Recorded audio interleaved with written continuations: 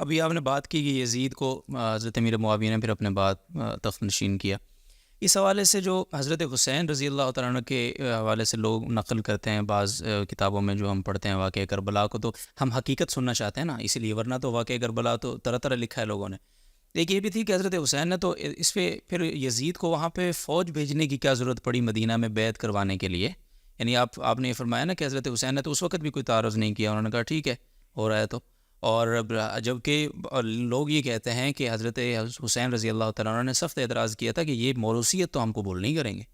یعنی اس حوالے سے جی بالکل، میں نے جو بات کی وہ حضرت معاویہ کے زندگی کی حد تک نا، صحیح کیونکہ آپ کا سوال یہ تھا کہ بعض لوگ کہتے ہیں کہ حضرت حسین حضرت معاویہ کے صلح پر بھی راضی نہیں تھے، لیکن بڑے بھائی وغیرہ، تو یہ بات غلط تھی، میں نے کہا کہ صحیح نہیں ہے. صحیح. باقی آگے جو یزید کے حوالے سے ان کا ایک نظریاتی اختلاف تھا وہ بالکل تھا، صحیح ہے، اور ان کو حق بھی پہنچتا تھا کیونکہ وہ اسلام کا اتنا علم رکھتے تھے جن کو مجتہد کہا جائے، اور مجتہد کو اپنی رائے قائم کرنے کی اجازت ہوتی ہے.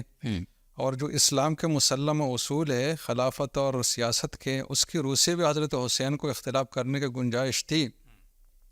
اس پہ ذرا ہم بعد میں آتے. سب سے پہلے یہ ایک بڑا اہم نقطہ ہے کہ حضرت معاویہ نے اپنے بیٹے کو کیوں منتخب کیا. صحیح ہے، جبکہ بڑے بڑے فاضل لوگ موجود تھے، حضرت حسین تھے، حضرت عبداللہ ابن زبیر تھے، ابن عباس تھے، ابن عمر تھے، اور بھی بہت سارے صحابہ تھے.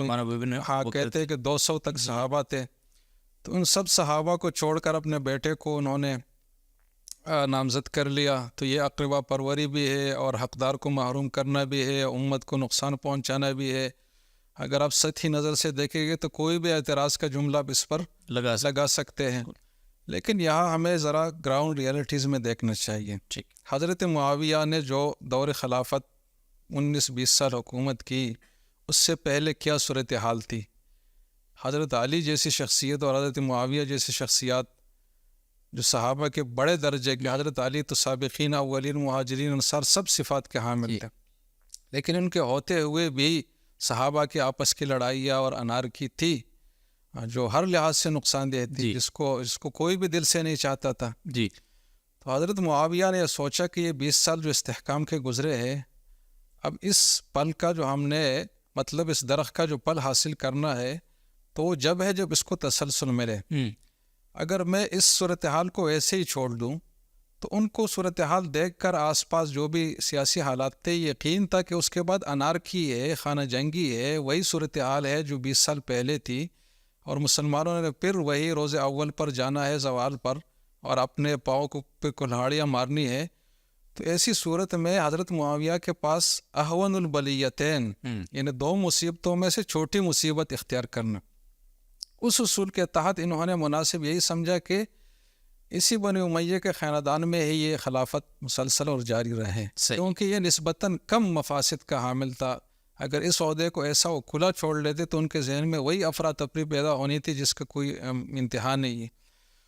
تو یہ ایک اصول ہے جو عقل کا بھی اصول ہے، شریعت کا بھی اصول ہے. لیکن حضرت معاویہ کے سامنے اگر یہ 2 آپشن ہوتے ہیں کہ ادھر یہ بڑے بڑے صحابہ ہیں جن کو مشورے سے ہم منتخب کر سکتے ہیں، اور ادھر یزید ہے، اور حضرت معاویہ پھر مشاورت کے نظام کو چھوڑ کر اہل حل و عقد کے مشورے اور ان کا جو پروسیس ہے اس کو چھوڑ کر اپنے بیٹے کو، تو پھر یقیناً ہم بڑی وضاحت سے کہتے ہیں کہ حضرت معاویہ نے غلط کیا ہے. لیکن حضرت معاویہ کے سامنے یہ 2 آپشن نہیں تھے کہ شورا ہے یا ایک فرد کو منتخب کرنا ہے، انارکی ہے یا ایک فرد کو جو کم درجے کے اس کو منتخب کرنا ہے. تو ایسے میں کوئی بھی عاقل آدمی یہ فیصلہ کرے گا کہ بھائی انارکی سے بہرحال یہ بہتر ہے.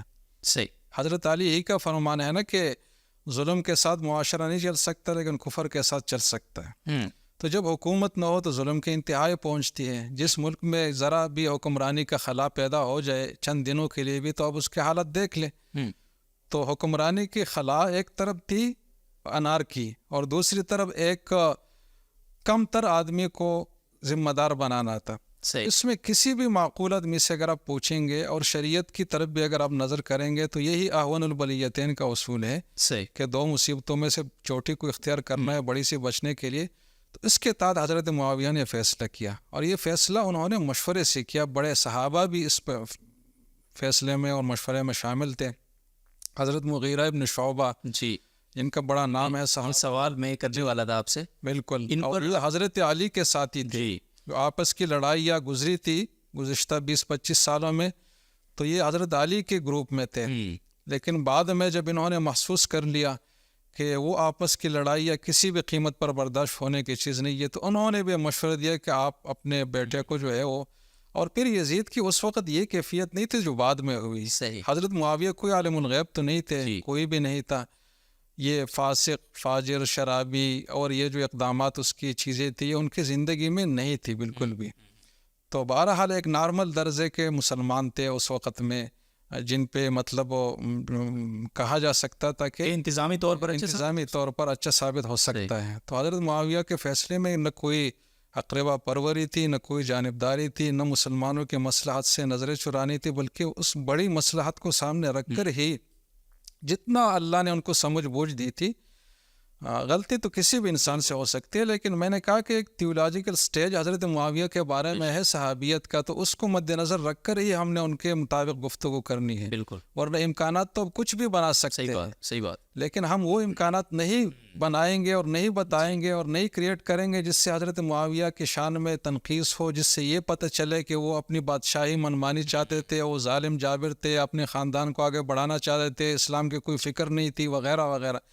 یہ چیزیں ہم صحابی ہونے کے ٹائٹل کی وجہ سے جو قرآن نے یہ ضمانت ان کو دی ہے ان کے بارے میں نہیں سوچ سکتے. بالکل ایسے. لہٰذا عقلی گھوڑے دوڑا کر حضرت معاویہ کے بارے میں طرح طرح کے اشکالات ڈھونڈنا یہ کوئی کمال کی بات نہیں ہے، یہ قرآن سے ہم بغاوت کر. صحیح ہے.